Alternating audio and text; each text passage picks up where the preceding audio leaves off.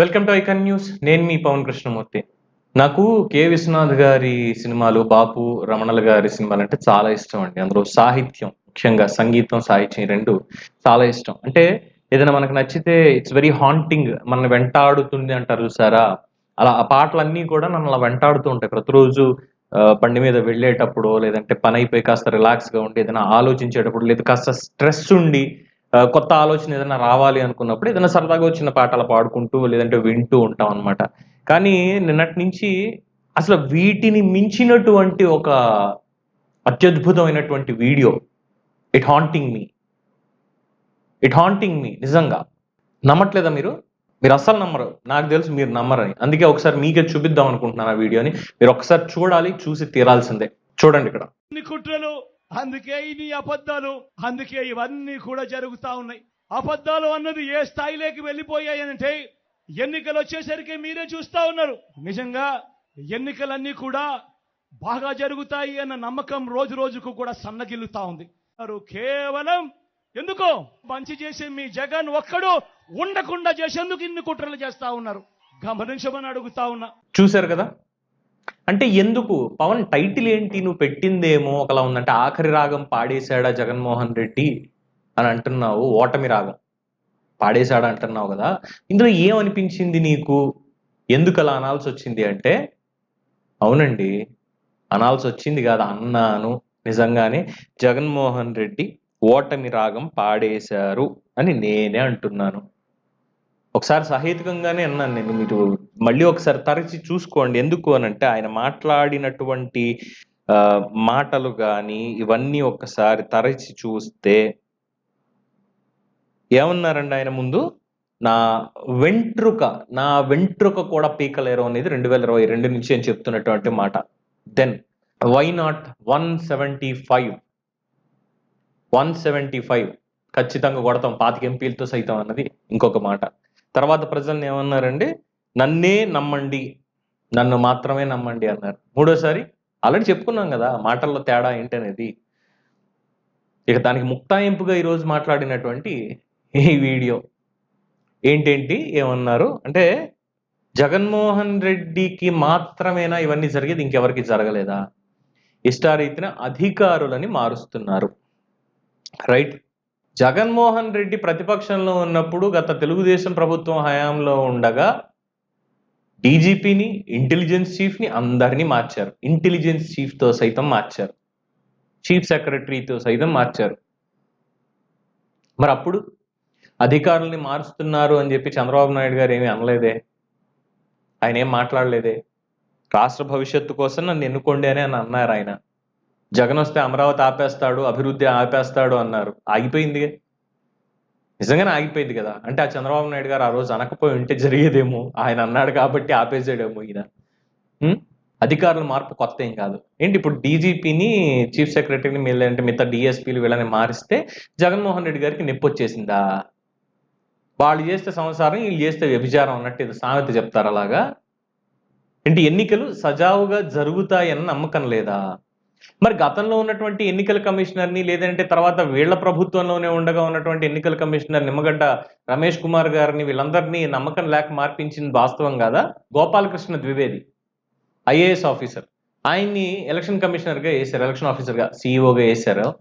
వేసిన తర్వాత ఏం జరిగింది అనేది మీకు తెలిసిందే కదా.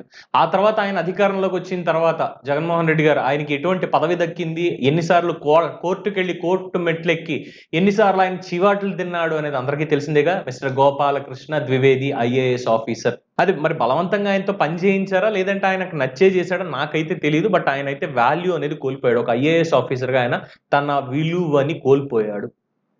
ఏం చెప్తారు జగన్మోహన్ రెడ్డి గారు? What he will say?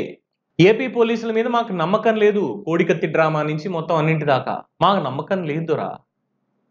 ఇప్పుడు కూడా ప్రజలకి నమ్మకం లేదు. పోలంగళ్ళ సెంటర్ దగ్గర నుంచి, లేదంటే అంగళ్ళలో జరిగినటువంటిది మిగతా ఎన్ని చోట్ల దాడులు జరిగాయో జగన్మోహన్ రెడ్డి గారి మీద కాదండి, ప్రతిపక్షాల మీద.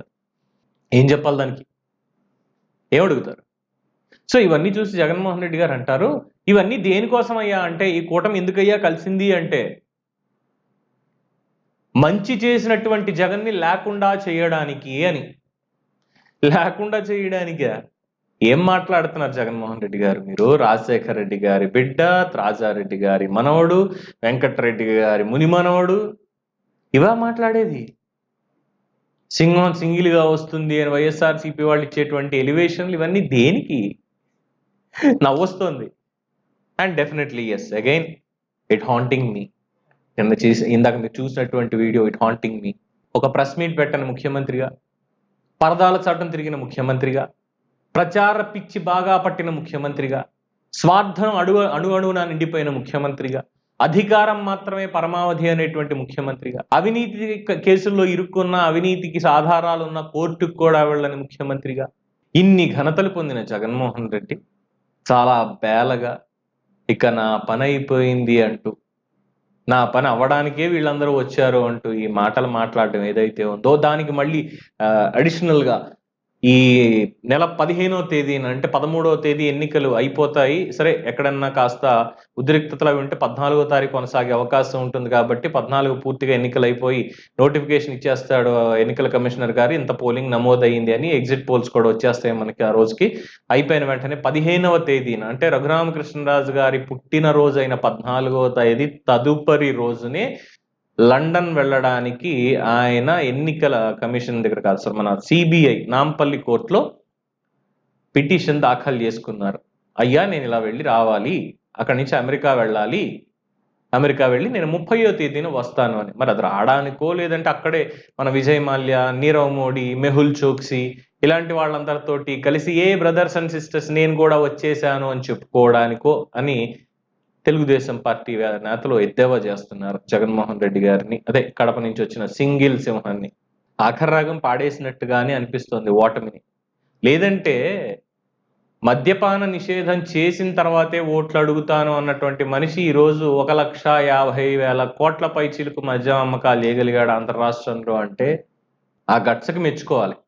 మరి ఇప్పుడు ఏ మొహం పెట్టుకుని వెళ్ళి అడుగుతారు ఓట్లు? అందుకే దాదాపు ఈ మే మొదటి వారం నుంచి కూడా చూసుకుంటే 4 రోజుల పాటు ప్రచారంలో కూడా పాల్గొలేదు జగన్మోహన్ రెడ్డి. ఈ 8 రోజుల్లో 2వ తారీఖు, 4వ తారీఖు ఇలాగ ఆల్టర్నేట్ డేస్ పెట్టుకొని కనీసం పాల్గొనలేదు ప్రచారంలో. అసలు 8 రోజుల్లో సమయం ఎక్కడ తక్కువ అవుతుందో అని చెప్పి ప్రతిపక్ష నేతలు, అదే ప్రత్యర్థి నేతలందరూ కూడా కాళ్ళకి బలపాలు కట్టుకుని తిరుగుతున్నారు. మళ్ళీ ఏమైనా చెప్పడం మర్చిపోతామేమో, ప్రజలకి ఓటేయండి అని అడగడం మర్చిపోతామేమో, లేదంటే ఇంకెవరినైనా కలవలేదేమో అన్నట్టుగా. అలాంటి జగన్మోహన్ రెడ్డి గారు మాత్రం చాలా తాపీగా పరదాలు కట్టుకొని వచ్చి నన్ను లేకుండా చేయడానికి చేస్తున్నారు, మీ జగన్ని లేకుండా చేయడానికి చేస్తున్నారు, మీ జగన్ అంటూ ఉన్న జోబులోంచి తీసిన డబ్బులేగా ఇచ్చేది సంక్షేమ పథకాలుగా. చంద్రబాబు నాయుడు వస్తే సంక్షేమం ఆగిపోద్ది. చంద్రబాబు నాయుడు ఏమైనా ఆయన హెరిటేజ్ సంస్థలోంచి తీసుకొచ్చి చేశాడా సంక్షేమాన్ని ఆంధ్రప్రదేశ్ రాష్ట్రానికి ఆగిపోవడానికి? రాజశేఖర్ రెడ్డి ఏమన్నా తన ఇడుపులపాయ ఎస్టేట్లో వ్యవసాయం చేసి సంపాదించినంత సంక్షేమం చేశాడా?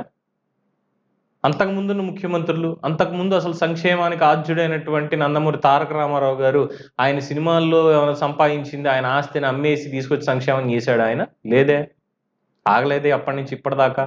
మరి జగన్మోహన్ రెడ్డి లేకపోతే ఎందుకు ఆగిపోద్ది సంక్షేమం?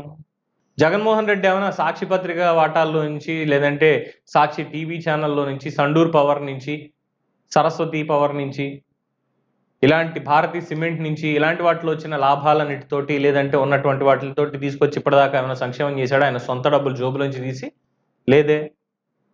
జగన్మోహన్ రెడ్డి అనేటువంటిది ఒక వ్యక్తి మాత్రమే. ప్రజలు ఎన్నుకున్నారు, ముఖ్యమంత్రి అయ్యాడు, అంతే, అంతకు వరకే. అంతకు మించి ఆయనకంటూ ఏది లేదు, ఏమీ లేదు. పదవి కూడా పక్కన పెట్టేస్తే he's just a common man, ఒక వ్యాపారవేత్తగా ఆ పేరు తప్ప ఇంకోటి ఏమీ లేదు.